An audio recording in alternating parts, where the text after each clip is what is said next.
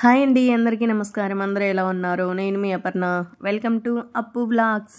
ఈరోజు మన వీడియోలో ఎంతో టేస్టీగా ఉండే చాలా సింపుల్ రెసిపీ అండి. అందరికీ చాలా ఇష్టమైన రెసిపీ. పూర్వకాలంలో మన పెద్దలు ఎక్కువగా తినే రెసిపీ అండి ఇది. చింతకాయ పచ్చడి ఏ విధంగా చేసుకోవాలో చూద్దాం రండి. ఇందుకోసం నేను కడాయి పెట్టుకొని 1 స్పూన్ వరకు జీలకర్ర, 2 స్పూన్ల వరకు పచ్చెనగపప్పు, 2 స్పూన్ల వరకు మినప్పప్పు, 1 స్పూన్ వరకు ఆవాలండి. ఎవరు కూడా ఆవాలైతే యాడ్ చేయరు. ఒక్కసారి నేను చేసే విధంగా మీరు ట్రై చేసి చూడండి. పచ్చడి అనేది స్మెల్ చాలా అంటే చాలా బాగా వస్తుంది. తర్వాత 2 స్పూన్లు ధనియాలు, 1 గుప్పెడు పల్లీలు తీసుకోవాలి. పల్లీలు తీసుకున్న తర్వాత ఈ విధంగా వేయించుకోవాలండి. నేను హై ఫ్లేమ్ అయితే పెట్టట్లేదు, మీడియం ఫ్లేమ్లో పెట్టి బాగా వేయించుకుంటున్నాను. ఈ విధంగా కలర్ చేంజ్ అయ్యే వరకు వేయించుకుంటే సరిపోతుంది. స్మెల్ అయితే చాలా బాగా వస్తుందండి. ఆ ఆవాల స్మెల్ ఎంత బాగా వస్తుందో కదా, అవి వేగేసరికి ఇంకా బాగా వస్తుంది స్మెల్. తర్వాత అదే కడాయిలో ఎండుమిరపకాయలండి, ఒక 20 వరకు అయితే నేను తీసుకున్నాను. ఇవి మంట తక్కువగా ఉంటుంది. దీంట్లో 1 గుప్పెడి కరివేపాకు, 2 స్పూన్ల ఆయిల్ వేసి ఈ విధంగా వేయించుకోవాలి. కరివేపాకు మామూలుగా అయితే పిల్లలు తినరు కదండి. ఇలా పచ్చడిలో యాడ్ చేసుకుంటే అది మనం తీసేయడానికి కూడా ఉండదు కదా, పొడైపోతుంది కాబట్టి బాగా తింటారు. తర్వాత ఒక 10 వెల్లుల్లి రెబ్బలు, 1 ఉల్లిపాయ ఈ విధంగా పెద్ద ముక్కలుగా కట్ చేసుకొని వేసుకోవాలి. మనం ముందుగా వేయించి పెట్టుకున్న పల్లీలు అవి ఉన్నాయి కదా, అవి మిక్సీ జార్లో వేసుకొని గ్రైండ్ చేసుకోవాలండి. గ్రైండ్ చేసుకునే ముందు 2 స్పూన్ల వరకు కల్లుప్పును అయితే యాడ్ చేసుకోవాలి. చూస్తున్నారు కదా, ఈ విధంగా మిక్సీ పెన్ పెట్టి గ్రైండ్ చేసుకోవాలి.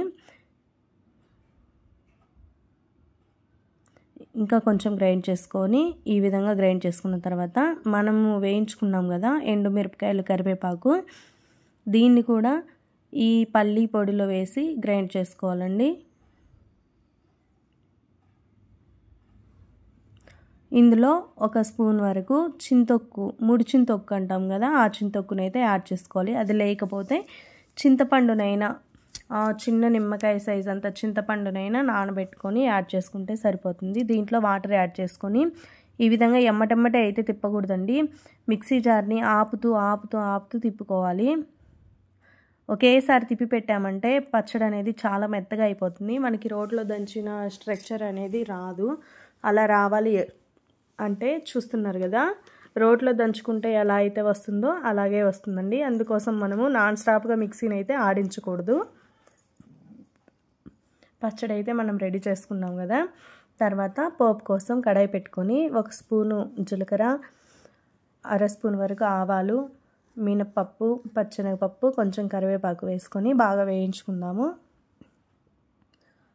ఈ విధంగా వేయించుకున్న తర్వాత మనం ముందుగా తయారు చేసుకున్న చింతకాయ పచ్చడిలో వేసి కలిపేసుకుంటే మనకి చింతకాయ పచ్చడి అనేది రెడీ అయిపోతుందండి.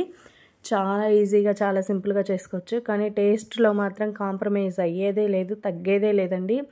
చాలా టేస్టీగా ఉంటుంది. ఒకసారి మీరు కూడా ఈ విధంగా ట్రై చేసి చూడండి. చింతకాయ పచ్చడిలో ఆవాలు ఎవరు వేయరు, కానీ ఒక్కసారి వేసి చూడండి. ఒక్కసారి మీరు వేసారంటే ఇంకా ఎప్పుడు చింతకాయ పచ్చడి చేసినా ఆవాలు వేయకుండా మాత్రం మీరు చెయ్యరు.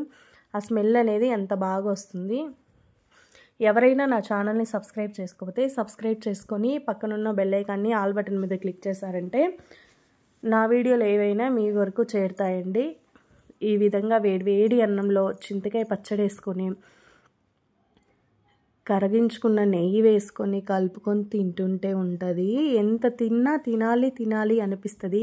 కానీ ఆపేద్దాం, వద్దు ఇంకా కడుపు నిండింది అని కూడా అనిపించదండి. చూస్తున్నారు కదా, నేనైతే ఇలా కలిపి పెడుతుంటే ఎన్ని ముద్దలైనా లెక్క పెట్టుకోకుండా తినేస్తాను. ఒకసారి ముద్ద కెమెరా దగ్గర పెడుతున్నాను, ఒకసారి చూడండి ఎలా ఉందో. ఆ కరివేపాకు అంతా బాగా మెత్తగా చిన్న చిన్న పలుకుల్లాగా వచ్చి అసలు టేస్ట్ మాత్రం అదిరిపోయిందండి. చాలా కమ్మగా ఉంది ఇలా తింటుంటే. ఒకసారి మీరు కూడా ఈ విధంగా ట్రై చేసి చూడండి. మీకు ఏ విధంగా వచ్చిందో కామెంట్ సెక్షన్లో అయితే కామెంట్ చేయండి. సబ్స్క్రైబ్ చేసుకోవటం మాత్రం మర్చిపోవద్దండి. ఎవరైనా నా వీడియో చూసిన వాళ్ళు సబ్స్క్రైబ్ అయితే కంపల్సరీగా చేసుకోండి. ఈ విధంగా ఎన్ని ముద్దలు తింటున్నా వద్దు అని మాత్రం అనాలనిపించదండి. మనకు కలిపి పెట్టే వాళ్ళు ఉండాలి అని కమ్మగా తింటాం కదా. Okay friends, thank you for the watching.